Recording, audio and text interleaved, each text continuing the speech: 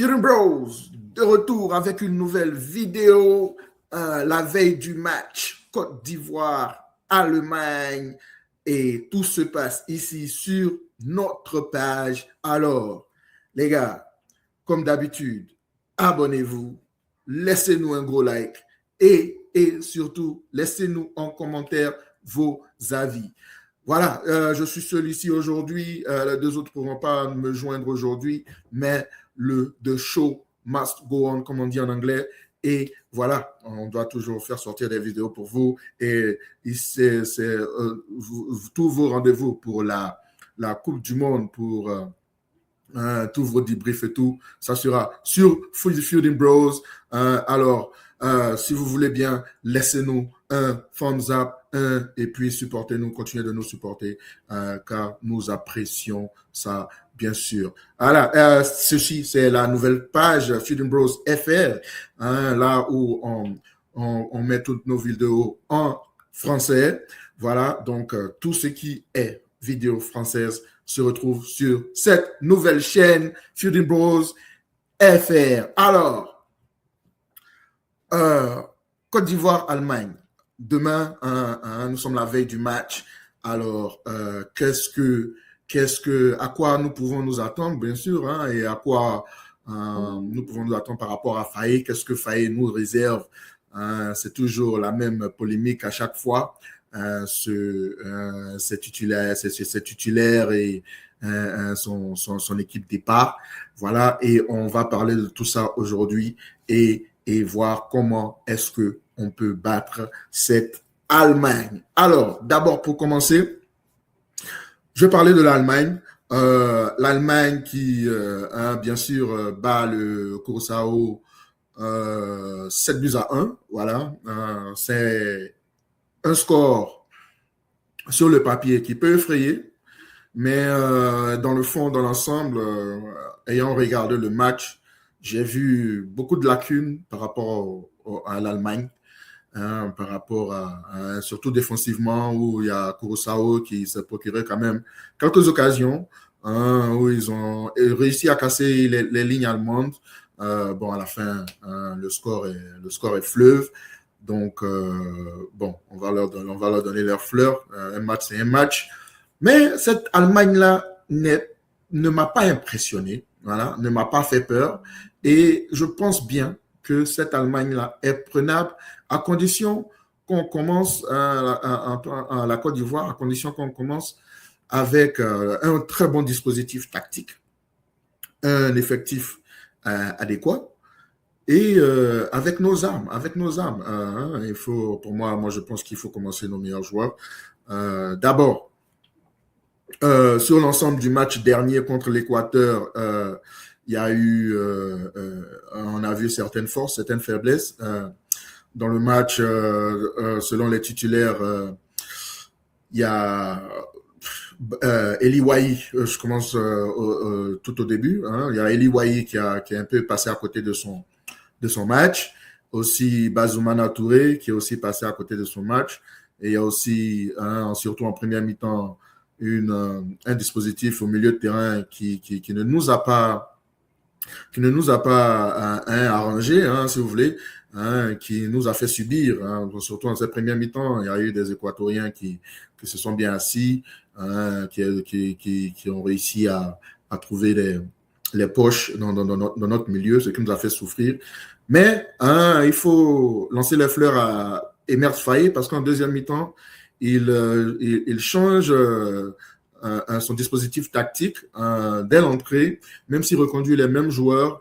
Il passe du 4-4-2 pour moi à un 4-2-3-1 parce qu'on voit un PP qui descend plus et on voit surtout en deuxième mi-temps, un Seko Fofana qui se porte plus vers l'avant, qui vient plutôt aider vers l'avant, alors qu'en première mi-temps, c'est lui qui jouait vraiment le 6 avec Kessié devant lui. En deuxième mi-temps, ça change un peu. Voilà, il y a Pépé qui descend. Et ça nous renforce un peu au milieu de terrain. Et ça nous permet de reprendre le contrôle du match et ça permet à certains joueurs de s'exprimer un peu mieux. Voilà, en l'occurrence, Eli Wahi qui se procure une occasion qui tape la barre. Ça, c'est parce que Nicolas Pepe, pour moi, n'occupe plus cet espace-là où Eli Wahi voulait progresser. Parce qu'en 4-4-2, les deux, chacun occupait sa zone. Et là, avec Pepe qui descendait, Eli Wahi avait le freedom de la ligne d'attaque. Voilà. Bon, après, avec l'entrée de Anjoan Boni, avec l'entrée de Ahmad, ça nous fait beaucoup de bien parce que c'est des joueurs qui sont... Anjoan Boni, il a envoyé un peu plus de présence devant avec son rôle d'appelé, son jeu d'eau au but. Il était beaucoup plus coriace par rapport à Eli Wahi. Et il y a Ahmad qui rentre, qui pour moi fait une très bonne entrée avec cet échange-là entre lui et Pepe, qui s'échangeaient les positions. Pepe qui deux fois sortait et Ahmad qui rentrait et vice-versa. Et ça permet aussi à Yann Diomandé, qui était vraiment imprenable en première mi-temps. Il y a Nkapié qui vraiment aura des cauchemars après ce match, j'en suis sûr. Qui passe sur son côté qu'il aime le mieux, sur son côté où il exerce le mieux. Et voilà, ça nous crée une balance dans l'équipe qui n'était pas là en première mi-temps. Et comme j'ai dit, il y a aussi Seko Fofana qui se porte plus vers l'avant, qui permet de fermer quelques trous. Voilà. Et on a le contrôle du match jusqu'à ce que, et c'est ce changement tactique-là qui permet à Faye maintenant de faire les remplacements en faisant entrer Inao, en faisant entrer Sangaré. Et moi, ce qui m'a surpris, c'est que au lieu de faire un double demi-pivot devant la défense, et c'était plutôt un pivot singulier avec Kessié qui jouait devant la défense et les deux autres qui jouaient en 8. Voilà. Et pour moi, ça, c'est comment est-ce qu'on a fini ce match-là? C'est plutôt comme ça qu'on devrait commencer le match contre l'Allemagne. Le 4-4-2, pour moi, ça peut marcher, mais ça peut marcher contre des équipes qui sont peut-être plus faibles que nous, dans un match où tu sais que tu vas avoir un peu plus d'emprise, mais contre des équipes qui bourrent le milieu de terrain, ce qui va se passer contre l'Allemagne. Jouer à 2 contre 3 au milieu, c'est pas vraiment évident, surtout contre les plus grandes nations. On l'a vu contre la France en première période, où on est vraiment enrhumé par rapport à ce 4-4-2. Parce qu'au milieu de terrain, on se fait bouffer. Encore une fois, dans ce match, Faye réalise ça et il fait le changement tactique et on se sent beaucoup mieux. Et je pense que on a eu beaucoup de réussite dans le match précédent avec les deux poteaux et tout. Et l'Allemagne, contre l'Allemagne, concéder ce genre d'occasion-là, ça va plutôt faire mouche, moi je pense, parce qu'ils sont plus concrets et après, tu poursuis le match et c'est pas évident. Voilà. Donc, il faudrait, pour moi, une bonne assise tactique dès l'entame du match. Et pour ça, voici moi ma composition que je voudrais bien voir demain. Les titulaires, bien entendu, il y aura Yaya Fofana dans les poteaux. À droite, bien entendu, Gela Doué. Je mettrai Sengo en charnière centrale avec mon premier remplacement là, qui sera peut-être Ousmane Diomandé. Voilà. Et puis, sur le côté gauche, bon, on va continuer avec Conan. Mais bon, j'ai besoin de Conan qu'il donne un peu plus d'impulsion offensive. Voilà, qu'il a aidé son ailier devant. Et comme j'ai dit, au milieu de terrain, moi, je mettrais Kessié devant la défense avec Sangaré, soit en double pivot, soit en pivot singulier, avec Sangaré et Inao au milieu de terrain.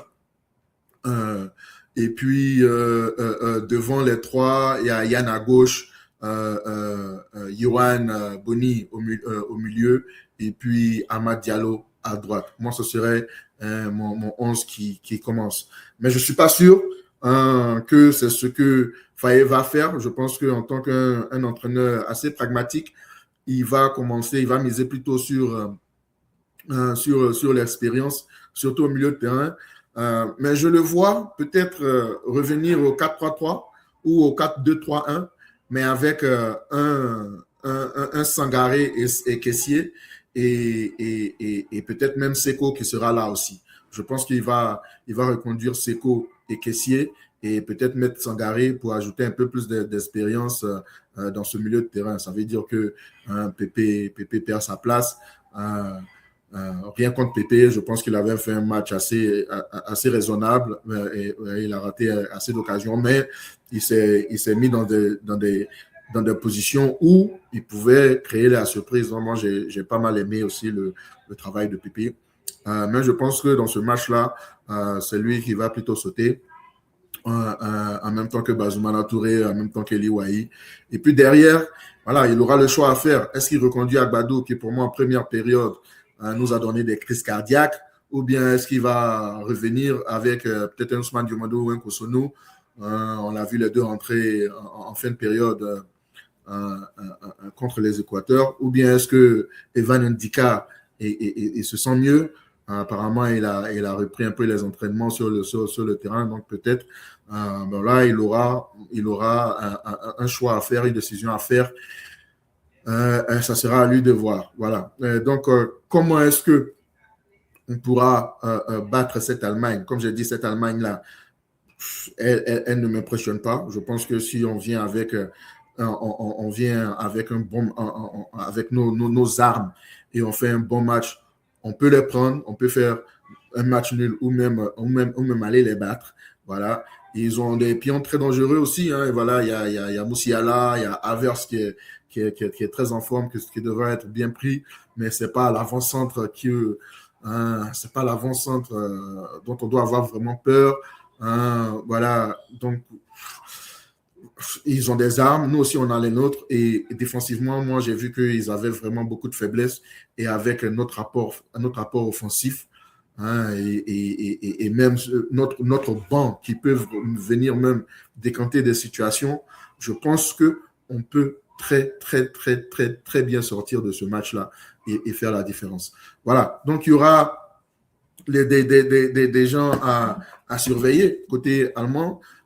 Comme j'ai dit, Moussiala, comme j'ai dit, Havertz, il y a aussi Joshua Kimmich qui gère beaucoup le milieu de terrain. Leroy Sané qui n'a pour moi pas fait un très bon match la dernière fois. Je l'ai senti très timide. C'est plus le Leroy Sané d'avant. S'il joue, bon, je pense pas qu'on doit avoir trop peur de lui. Il y a Wirtz aussi qui est là. Et lui, c'est vraiment le danger parce que lui, il prend certaines positions très intéressantes côté allemand. Et c'est quelqu'un qui a de très bons déplacements. C'est un joueur très, très intelligent.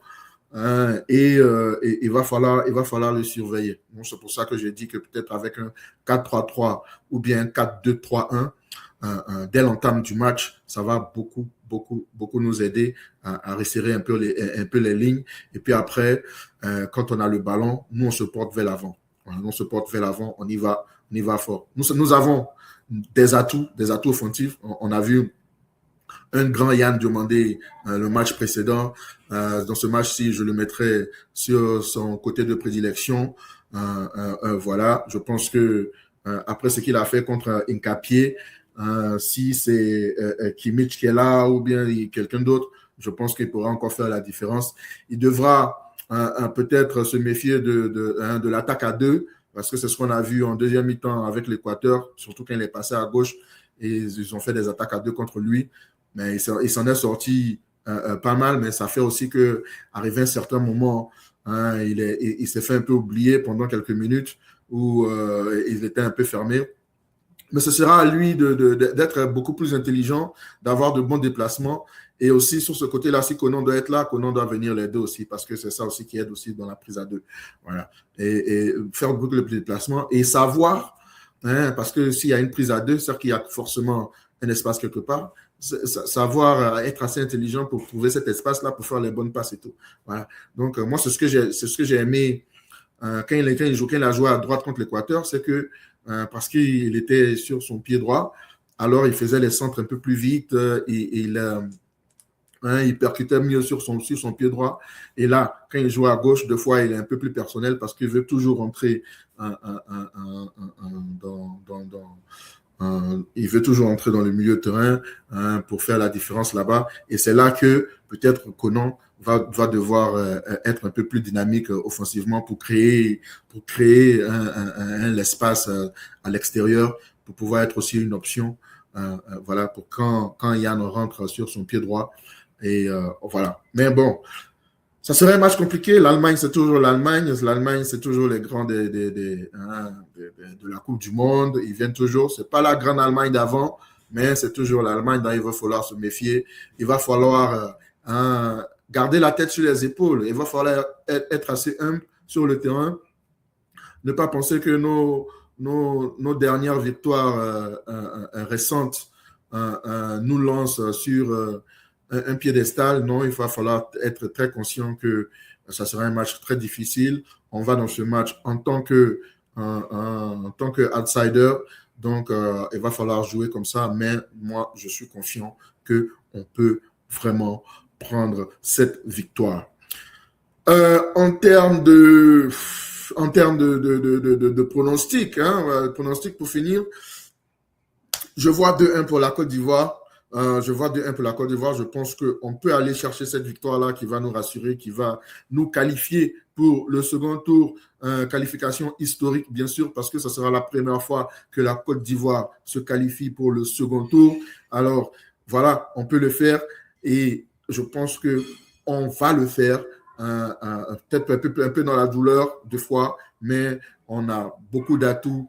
On a vraiment assez aussi d'expérience dans cette équipe-là pour nous porter vers l'avant. Ce sont des joueurs qui jouent à pied égal en championnat contre les Allemands et il n'y a vraiment rien d'impressionnant en face à nous.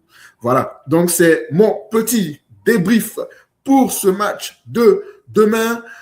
Côte d'Ivoire, Allemagne, quel est votre pronostic? Êtes-vous d'accord avec moi sur ma feuille de match, et aussi ce que Faye va faire?